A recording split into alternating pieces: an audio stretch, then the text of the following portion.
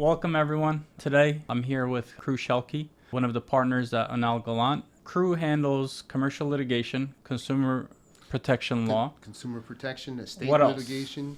Sometimes it has to do with real estate litigation. People are fighting over boundaries or property disputes.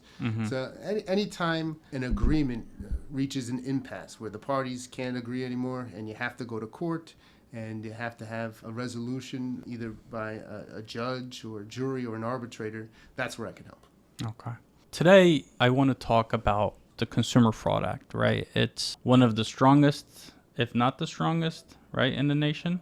Right, it's considered the strongest consumer protection statute in the nation because of the remedies that are available. Okay. So under the Consumer Fraud Act, if a consumer can show that there is a violation and an ascertainable loss, they're entitled to treble damages, which means 3 times your actual provable damages, and a mandatory award of attorney's fees. Okay, so let's back up a step, right? Consumer Fraud Act literally means consumers, people who are buying something, right? Who are getting some sort of services, correct? Yes. So typically the word consumer, you would think of like an individual who is buying something for personal, non-business reasons. Okay. But actual Consumer Fraud Act also applies to businesses. When a business is buying products that are being sold to the public at large, then you're also allowed to avail yourselves, the businesses, of the remedies under the Consumer Fraud Act. Okay. And when was the Consumer Fraud Act passed in New Jersey? I believe it was in the early 70s. Okay. And why was it passed? What was the reason behind it? The Consumer Fraud Act is considered a remedial statute, which means that it was meant to be a remedy to an existing or unidentified problem. So the problem was rampant fraud in New Jersey that was a problem in different types of consumer transactions. What were some of the common frauds in the 70s, for example? For transactions involving automobile repairs, or automobile sales, or home improvement contracts, like usually big ticket items where the consumer would be very vulnerable. Like what would happen in the 70s? There were cars, but not a lot, right? Not like there were today. There were still a lot of cars in the 70s, and people were not mechanics. They would take the car to be repaired because it wasn't working. The mechanic would take the car, not tell them what was needed to be done, not tell them how much they would charge. And then before the mechanic would give the car back, they would be able to ask for exorbitant prices. Prices and terms that were never agreed upon, kind of forced down the throat of the consumers because of the nature of the transaction and because the mechanic didn't tell them in writing what they were going to charge and what the problem was. Oh, wow. Okay. So back then, there was nothing that required, when you took your car to get repaired, nothing that required the dealers to say, hey, we need to fix this. They would take the car and probably say something like, we'll see what's wrong with it. Right. And then, they would make the fixes and then charge, crazy amounts, correct? Right. And in some instances, they would cause problems to the car so that they could charge the consumers to fix them. Or they would take out good parts and replace them with bad parts, and then the consumer would have other problems in the future. Oh. So in order to try to reel this in, the legislature passed the Consumer Fraud Act and also certain administrative regulations that were promulgated by the Division of Community Affairs that would require a writing. They would require the home improvement contractor or the automobile mechanic to say what they were going to charge the consumer, what was the scope of the work, when they would get their car back, and all of this has to be disclosed in writing before any work for compensation begins. Okay. So in the 70s, they passed this law because of this, rampant dealership fraud that was going on. When they passed it, they didn't only pass it for, automotive repairs, right? They passed it for other things. For the sale of products, all different sorts of goods. So now, practically speaking, for our clients, right, what are the top 3 consumer fraud actions, right? Is it automotive, home improvement? What are the top 3? Well, it would be home improvement, so that would be like repairs or renovations to a house. Like if you want to renovate your kitchen, if you want to renovate, the whole house or your backyard, or even a pool. Even a pool, landscaping, any home improvement work for more than $500 is subject to the act. So even if you call an electrician to your house. Certainly, an electrician would apply, plumbing, framers, or if you're adding an addition to the house.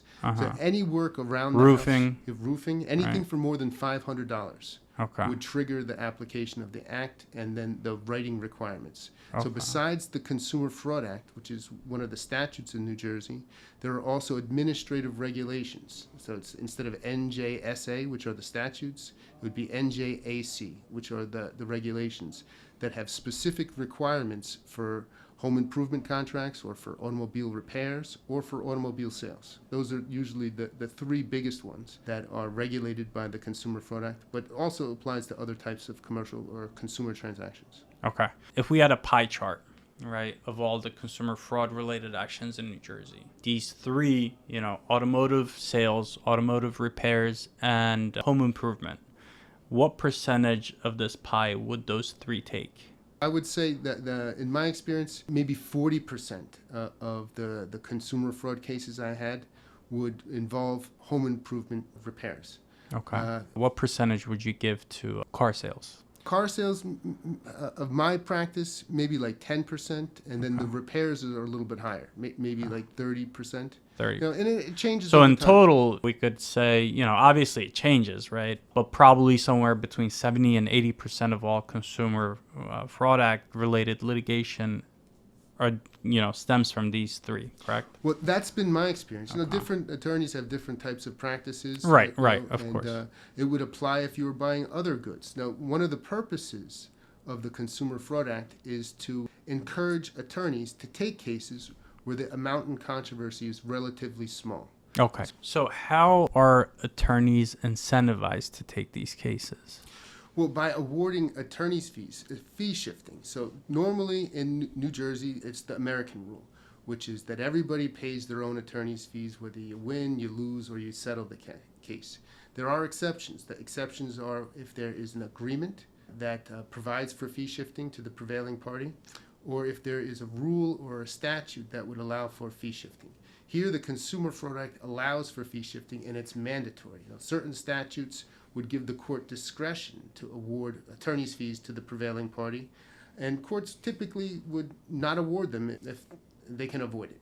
Part of the reason would be because it adds additional work to an already very busy docket, but also part of the reason is that the American rule, the fee shifting, is meant to discourage otherwise frivolous litigation. But because of the remedial nature of the Consumer Fraud Act and the desire to encourage very competent attorneys to take on cases, even when there is a relatively small amount in controversy, the legislature determined to make fee shifting mandatory, and there's no proportionality requirement. So if your client lost only a couple of $1,000s in a commercial transaction, if you can prove a violation of the act, you can be awarded attorney's fees, and if the case is disputed and goes to trial or to an appeal, you could potentially get many, many times the amount in controversy awarded as attorney's fees. So let's put this into an example so, it's clear, right? I'm a homeowner. I hire you to build a shed in the backyard. So how does it work after this? You construct the shed, and then what? How does it turn into a litigation? Well, usually it would turn into a litigation because there is not a meeting of the minds, and the contract is not either reduced to a writing or it's changed. So the original scope of work might have been changed. Maybe you hired me first to build a shed, and then as I'm building the shed, you like my work, you ask me to also maybe paint your fence or to build a retaining wall or to do some landscaping. Let's say we did that, right? Let's say you were building my shed and I liked your work. I said, hey, make this shed a little bigger. And then you did. Right, and then there's a dispute. Well, was that included in the original price? Does Let's that say increase the price? Let's say it wasn't included in the original contract. Maybe you would think that it was included in the original price. There was just an add-on, or maybe that you would pay just a little bit more. But then I'm saying, no, now instead of owing me $10,000 for the work I did, you owe me $25,000. And if there's no writing that shows how much I'm going to charge you, then the contractor is at a big disadvantage. Okay, so if I, as a homeowner, hire a contractor and the contract only says, okay, just the shed at 200 square feet, right? And then during the work, we don't change the contract, but I ask you and you build a 500 square feet shed. So after you build that, you can sue me, right? Technically, you can file a lawsuit. There's nothing against that.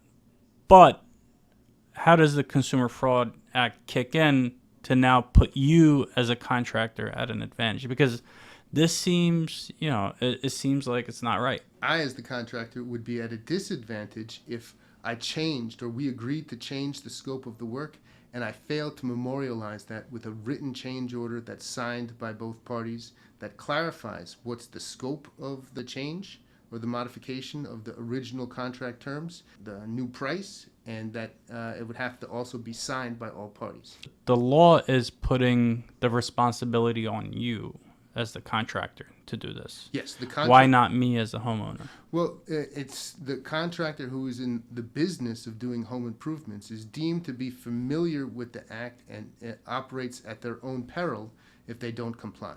So the idea is to try to avoid having these disputes because the parties haven't really had a meeting of the minds. And by forcing the contractor to reduce the agreement in writing, including any change orders, first of all, it helps to reduce the number of disputes because everybody would understand what they're agreeing to. But it also helps in terms of enforcement so that you don't have to worry about having disputes of credibility and having the judge or the jury waste time trying to assess who's telling the truth and who's not telling the truth. Having a written contract just avoids many different types of disputes. So what if I texted you, right? I texted you, hey, I like your work. Can you change this from 200 square feet to 500 square feet? And you said, sure, but the cost will be $10,000 more. Is that enough? It's not enough under the Consumer Fraud Act because why not? The change orders have to be signed by all parties. Now, if there was a way to electronically sign a document, that's one thing. Then that might pass muster. But just a text message alone, while it may memorialize what was agreed to and what was not agreed to and what the price was, unless it's actually signed, then it would still constitute a violation of the act. Now, so you're shit out of luck, huh? Well, yes and no. You would, a contractor, have violated the Consumer Fraud Act by not complying with all of the regulations, including the signature on the change orders.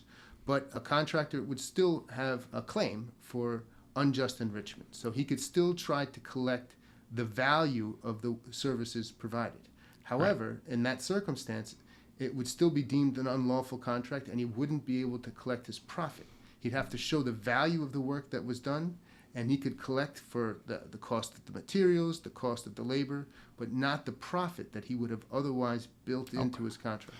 So on the one hand, the contractor is violating an act, but on the other hand, he kind of has a claim. Yes. So the idea is that the Consumer Fraud Act is supposed to be a shield, not a sword, so that the consumers are not supposed to use it to accept the value of the services and not pay for it. Okay. So I can protect myself. I can't kill you? Is that what you're saying? Yeah, you're supposed to use the Consumer Fraud Act as the shield to protect yourself against sharp practices and fraud by contractors. But you're not supposed to say, aha, I got you. And now I have my shed. You did a great job, but I'm not paying you because you didn't present me with a formal document to sign. But practically speaking, you said Consumer Fraud Act gives treble damages, which means, you get 3 times the damages, correct? Right. And it's fee shifting. Correct. So the contractor would have to pay for the homeowner's attorney fees, correct? Yes. Okay. If the homeowner can show that there is a violation of the act, they're entitled to a mandatory award of attorney's fees. So let's continue on that example, right? I texted you. I said, hey, I like your work. You said, okay, 500 square feet. It costs you $10,000 more. I said, okay, great. I already like your work and you're already here. You're already doing it. And then you do the work and I find that, I didn't like the rest of the work, maybe because you had to kind of squeeze it in your schedule and you did a sloppier job than the initial work product. So then you sue me. You sue me for unjust enrichment. You say, I'm richer $10,000 more because I didn't pay you. And then I hire an attorney and my attorney says, well, this violates the Consumer Fraud Act. So maybe you're going to get $10,000 if the court finds that you did good quality work. You did everything that we agreed to, correct? If I did all of the work and I can show that, then yes, I would be Okay. entitled to the value of the services provided, like the labor and the materials. Okay. But then you would have to pay my attorney's fees. Yeah, potentially I'd have to pay your attorney's fees, and any ascertainable loss or any damages that you can prove flow from my violation of the act. But probably, if you built the shed, if it was okay, if it was subpar even, I don't know how much damages there would be. Maybe if I had to hire someone and it costs much more. But practically speaking, I probably wouldn't have damages. It would just be attorney's fees, correct? Yes. Most of the time, is that how it works in the home improvement world? Again, the Consumer Fraud Act requires that the agreement and any change orders be in writing, that it have a start date, that it have an end date, that it have the right of rescission, so that a consumer has the right for 3 days after they sign the contract to say, I changed my mind, I don't want to do this, and then they can cancel it. Gotcha. But practically speaking, most of the time, from your experience on the cases that you've worked on, and you've been doing this, 15, 20 years? 20 years. 20 years now. 21 So years, yeah. 21 years. So, in the 21 years that you've been doing commercial litigation and Consumer Fraud Act related litigation, most of the time, is it that the contractor ends up paying the attorney's fees, or is it 80% of the time there's also damages, ascertainable damages? Well, yeah, usually there's attorney's fees and damages, but I've been involved in cases where the contractor did a good job, and the work, it was disputed, but at the end of the day, the arbitrator found that the work was done and that it was done in a professional manner. Okay, so based on, your 21-year experience in these type of cases, does it happen more often that the contractor has to pay out homeowners' attorney's fees, or is it more so usually that the unjust enrichment amount is higher? It's based on the amount of time that the plaintiff's attorney or the consumer's attorney has to spend. So